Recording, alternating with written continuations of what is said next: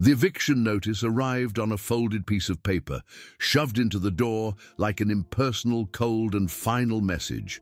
Angela Carter found it when she returned from work, her tired eyes barely able to focus on the printed words. To her, it made no sense. The rent was paid. Every penny scraped from her long hours mopping floors and cleaning offices had been earmarked for the one thing that truly mattered, keeping a roof over her son's head. But the paper said otherwise. A non-existent debt, an unrealistic deadline, an inevitable eviction. Angela had no energy to fight. Years of battles against a system that had never been on her side had taught her that, most of the time, defeat was only a matter of time. Jordan Carter held the paper for a long time, rereading each line as if the solution were hidden among the formal, impersonal words. He was not a lawyer, had never been in a courtroom, but something there seemed wrong. His mother always checked the receipts, organized every bill with precision. The error was not hers, and if it wasn't hers, why should they accept it? The blood boiled in his veins as his indignation grew. He looked at his defeated mother on the sofa and knew that if she couldn't fight, he would fight for her. Jordan spent that night awake, illuminated only by the cell phone screen and a weak lamp flickering on the bedroom ceiling. He researched everything he could about tenancy laws, wrongful evictions, and rental rights. The legal terms were confusing, written for those already fluent in the language of power, but he refused to feel small before them. Every new unknown term opened a new browser tab. Every sentence was read with doubled attention. When he found the first inconsistency in the eviction notice, he felt a spark of hope. And when he discovered that the notary's signature was invalid, his heart raced. This was not just a mistake, it was fraud. The next morning, while Angela tried to convince the HR department at work to give her an advance that would never come, Jordan headed into the public library. He sat among stacks of law books, surrounded by people who didn't even notice his presence. Every page turned felt like a step closer to the truth. He scribbled notes, copied important excerpts, and organized an argument in his head. He didn't know how a courtroom worked. He didn't even know if anyone would let him speak in there. But he knew one thing: the law should protect people like his mother, and he would make sure she was heard. On the day of the hearing, Jordan woke up with a knot in his stomach, but he did not show any hesitation. He wore his neatest shirt, the one his mother always kept for job interviews, and laced up the worn sneakers that had accompanied him for years. When Angela saw him ready, with the paperwork in his hands, she tried to argue. She said that it made no sense, that a boy could not face real lawyers. But Jordan did not argue. He simply looked into her eyes and promised that it was worth trying. Angela, too tired to insist, just nodded. Perhaps, deep down, she wanted to believe that he could indeed change something. When they arrived at the courthouse, the grandeur of the place weighed on Jordan like an anticipatory sentence. The marble floor shone. The corridors echoed with the firm steps of suited lawyers, and every detail seemed designed to intimidate. He felt the curious stares of some people as they noticed his age, but he ignored them.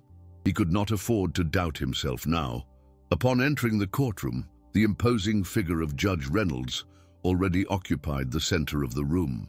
On the opposite side, Franklin Moore, the landlord's lawyer, leafed through a hefty stack of papers without even glancing at them. When he finally noticed Jordan there, his smile was short and mocking. "It's going to be easy," he seemed to say.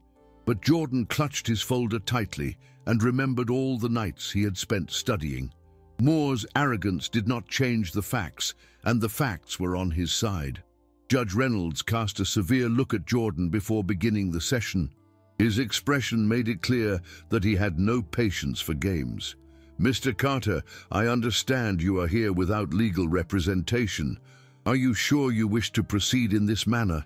The question sounded more like a warning than a concession. Moore crossed his arms, clearly amused by the situation. Jordan took a deep breath.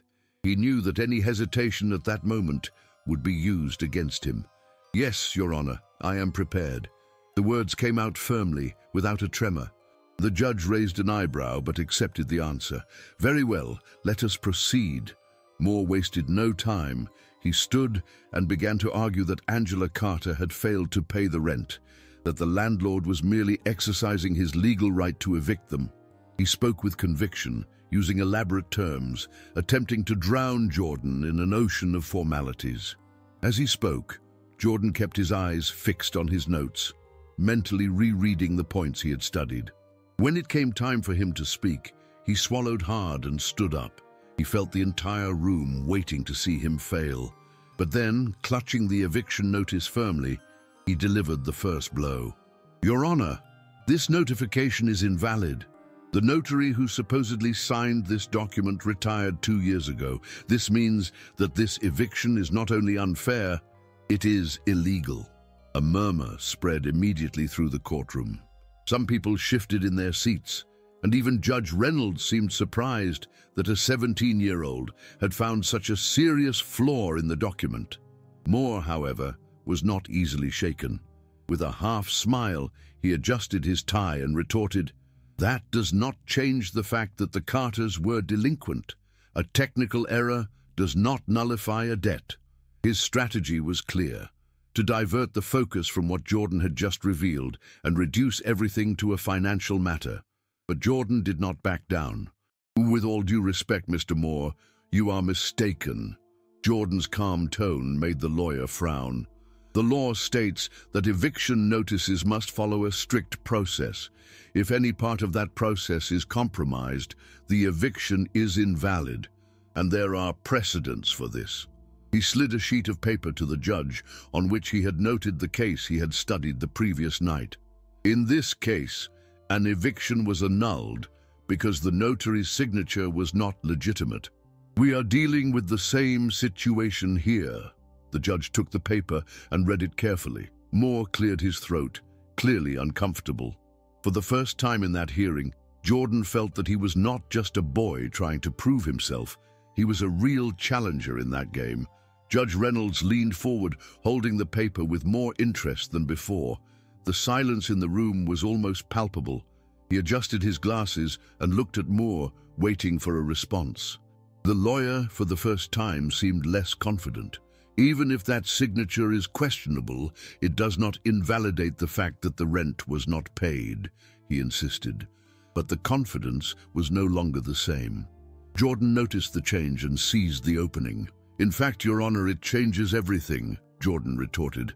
"If this document is not valid, then my mother was never properly notified. Without proper notification, there can be no eviction." He took a deep breath, feeling the adrenaline surge. What is happening here is not just an error, it is abuse. And if this court allows a fraudulent eviction to occur, other landlords will do the same, exploiting people who do not have the resources to defend themselves. He realized his voice was trembling slightly, not from fear, but from intensity. For the first time, he was not merely arguing to save his home. He was speaking for all those who had been crushed by a system that had never been on their side. The impact of Jordan's words spread through the room like a silent wave. Even those who had not been paying attention at the beginning were now completely engaged. Judge Reynolds rested his elbows on the table, interlacing his fingers, and looked directly at Moore. "Mr. Moore, do you have a response to that?" he asked, with a tone suggesting his patience was running thin. Moore hurriedly rifled through his papers as if trying to find a counter-argument that simply did not exist. His face was tense, the confidence he had earlier slowly evaporating. "Your Honor, although there is a procedural error, the facts still demonstrate that the rent was not paid." But before he could continue, Reynolds raised one of his hands, interrupting him. "Procedural error? Are you trying to downplay a fraudulent document? The law is clear, Mr. Moore. Without a valid notification, there is no legal basis for this eviction." Jordan felt his heart race. For the first time, he saw something different in the judge's gaze. Respect. Moore closed his folder with a sharp snap, taking a deep breath. His posture changed. He no longer seemed as confident nor as unbeatable. Jordan noticed this and stood firm, although his sweaty hands betrayed the tension of the moment. He knew he was close to something big. Judge Reynolds turned to Angela, who was sitting next to her son, still in disbelief at what was happening. "Mrs. Carter, do you have the rent payment receipts?" Angela, hesitant, opened her purse and pulled out a small bundle of folded papers. "I keep them all," she said in a low voice. Jordan took the receipts and handed them to the judge, who began to examine them one by one. The ensuing silence was unbearable. Jordan felt his chest rising and falling at a rapid pace, but he maintained his composure. The judge scrutinized every line of the documents, frowning. Finally, he let out a deep sigh and looked back at Moore. According to these receipts, the payments were made correctly. Moreover, the eviction notice is not legally valid. He then turned to Jordan. "Mr. Carter, your argumentation was precise. The eviction is annulled." The words echoed in the room, but Jordan took several seconds to process them. When he realized what they meant, an overwhelming sense of relief took over his body. His mother would not be evicted. They would not lose their home. He had won. The weight of the victory did not immediately descend upon Jordan. He remained standing, looking at the judge as if expecting someone to contradict him, to say that it was all a mistake. But it was not. He had truly done it. The courtroom remained silent for a few seconds until Angela let out a trembling sigh and covered her face with her hands. It was not a cry of sadness. It was a relief she had not known she could still feel. Jordan looked at her and felt a lump form in his throat. For so long, his mother had carried everything on her own, never expecting anyone to save her. And now, for the first time, he had managed to give back. On the other side of the room, Moore gathered his papers, clearly defeated. His face was rigid, but he knew there was nothing more to be done. Judge Reynolds banged his gavel firmly and concluded the session. When Jordan and his mother stood to leave, he felt eyes on him, some admiring, others surprised. Perhaps even one or two irritated at seeing a boy defeat a real lawyer, but Jordan did not care. As he passed through the door, he heard a male voice calling his name. He turned and saw a man in a suit, who must have been about 40 years old, holding a business card. "If you ever think about a career in law, come see me," the man said, handing him the card. Jordan took it, but couldn't even read it immediately. His head was still spinning from everything that had happened. He nodded in thanks and continued walking alongside his mother, who clutched his arm as if to make sure it was real. When they left the courthouse, the sunlight seemed different, no longer heavy, suffocating, as it had been during the hard days. Now it was warm and invigorating, as if even the city were acknowledging what had just occurred. Angela took a deep breath, filling her lungs as if she had just emerged from a long dive. She looked at Jordan with a mix of pride and disbelief. "I don't even know what to say," she murmured, still holding her son's arm. Jordan smiled slightly, though he felt the fatigue spreading through his body. For days, he had remained steadfast, bearing the weight of responsibility. But now that it was over, he just wanted to sleep for an entire week. On the way home, they passed through the streets of the neighborhood where they had grown up. The cracked sidewalks, the graffiti-covered walls, the corner shops, everything seemed the same. But something inside him had changed. He had always known that the world did not play fair with people like him and his mother. But now, he had proven that knowledge was a powerful weapon, more powerful than money, more powerful than any empty argument. When they entered the house, Angela collapsed onto the sofa, letting out a heavy sigh.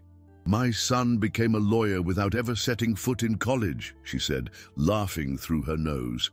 Jordan smiled and looked at the business card the man from the courthouse had given him. He still didn't know if he wanted to be a lawyer, but he knew that no matter which path he chose, he would never again accept injustices without fighting. That night, while the house remained silent and his mother finally slept without worry, Jordan stayed awake, staring at the ceiling. Exhaustion weighed on him, but his mind still pulsed with everything that had happened. He thought of how many other families might have gone through the same thing, with no one to fight for them. He thought about how, if he had ignored that eviction notice, they would be on the street at that very moment. The system always expected people like his mother to give up, to accept the weight of fate without question. But he had proven that it would not always be so. The thought brought him an unexpected comfort. For the first time, he felt that the world was not completely impenetrable. He could find loopholes. He could fight back. The next morning, before his mother woke up, he took the card he had received in court and placed it in his wallet. He did not know when or how, but perhaps one day he would use it. Perhaps his battle was not over there. Perhaps that was only the first of many, but for now, all he wanted was to breathe, to feel the relief of knowing they had a home. He walked to the kitchen and began to prepare the coffee. When the warm, familiar smell spread through the house, he realized that for the first time in a long time, the future did not seem like a threat. It seemed like a possibility.